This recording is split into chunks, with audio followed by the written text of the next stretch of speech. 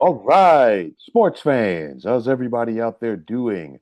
William Martin coming at you one more time here on YouTube with another edition of the 300 Pounds of Sports Knowledge Podcast.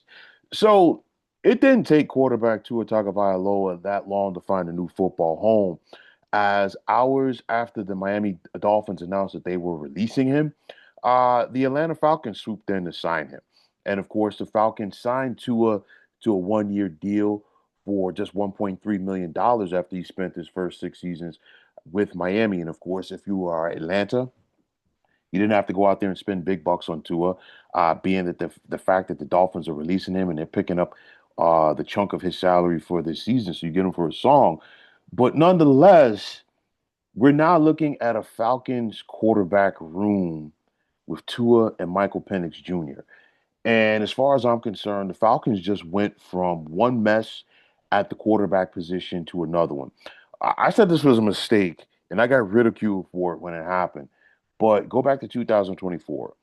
The Falcons spent big money on Kirk Cousins that offseason, that March in free agency. And then less than 2 months later, they turned around and used a first round pick on Michael Penix Jr.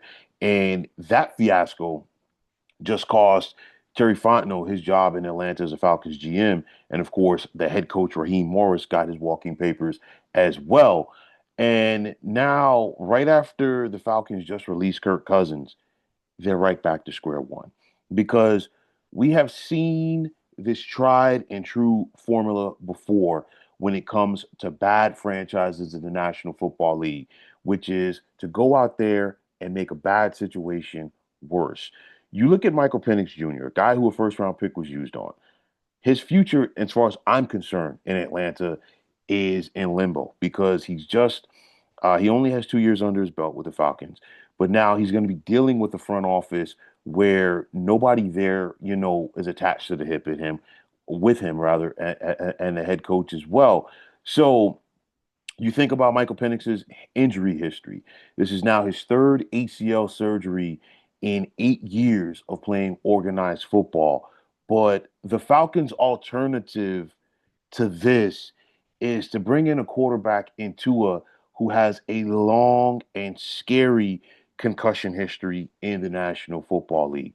So, when it's all said and done, will this be an open quarterback competition in Atlanta?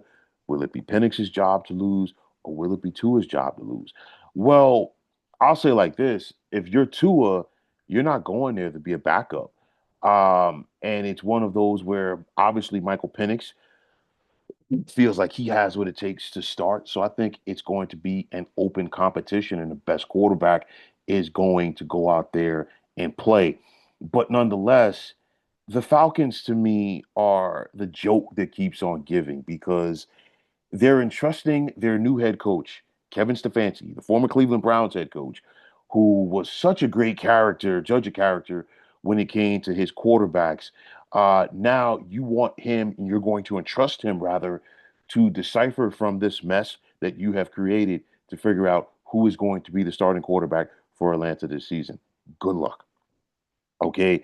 I mean, you think about it and you ask yourself, how much faith should anyone have in Tua, Michael Penix, or the Atlanta Falcons at this point? And I'm not going to put a lot into that because, it's not like Tua's going there to be a savior because I feel like Miami put him in the best possible position to succeed for his skill set, and he couldn't do it. You go back to 2023, that was his best season in the NFL. He threw for more than 4,500 yards, 29 touchdowns. He had 14 interceptions that season. But again, the big strength for Tua, just get the ball to Jalen Waddle, get the ball to Tyreek Hill, and let these playmakers do their thing. And you hand it off to the running backs. And Tua still couldn't succeed in that. Now, if you're Tua, you're coming into a position, you've got Bijan Robinson at running back, okay? You look at wide receiver, you've got Drake London who's looking to bounce back from injury, and you also have Kyle Pitts at tight end. But for Tua, excuse me, it's all about him being able to get that football out of his hands very quickly because we've seen throughout his career, he can't take the hits, okay? This is why, again, I'm asking how much stock do you put in him going forward? And again, excuse me, you've got a guy like Michael Penix Jr. who has also shown that he cannot stay healthy either. So, like I always say, the quarterback position in the NFL, one position where you simply cannot go out there and screw it up and have expect to have success. And honestly, the Atlanta Falcons organization has simply put on a masterclass as far as screwing this thing up. I'm not that optimistic that Tua is going to come in and be some savior for the Atlanta Falcons. I'm not optimistic in Kevin Stefanski as their head coach. I'm not optimistic about this quarterback situation in general. You look at this Falcons organization, they haven't made the playoffs since 2017. Arthur Smith got 3 consecutive years of 7-10 before he was let go. Raheem Morris got consecutive 8 and 9 seasons before he was let go. A very winnable division, yes, the NFC South has been, but the Falcons continuously find a way to screw themselves up. And I think going back, excuse me, to that 2024 off season, the Kirk Cousins, Michael Penix fiasco was a recipe for disaster from the word go.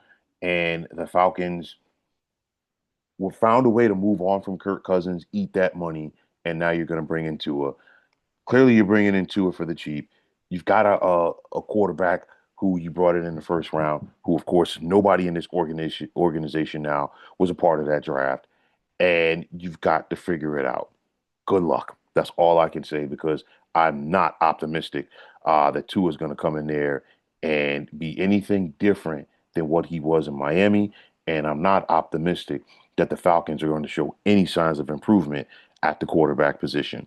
But that's going to wrap it up, folks. And as always, I want to take this time out to thank each and every one of you for checking out the 300 Pounds of Sports Knowledge podcast here on YouTube. And as always, if you like what you heard and saw on this podcast, you know what to do.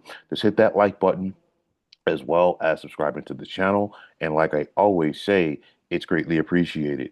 Also, if you are on the X, formerly known as Twitter, you can check me out anytime at 300 Pounds of Sports. And like I always say, if you give me that follow, it will be my pleasure to do the same in return. And that also goes for Instagram, but you can check me out at 300 Pounds of Sports Knowledge. Also, if you're on Facebook, definitely be sure to check out the Sports Depot 365. And as far as I'm concerned, one of the better sports groups going on social media. But until next time, fine folks, my name is William Martin, and I'm signing off. And I'm saying thanks once again for checking out the 300 Pounds of Sports Knowledge podcast here on YouTube. Be well, everybody.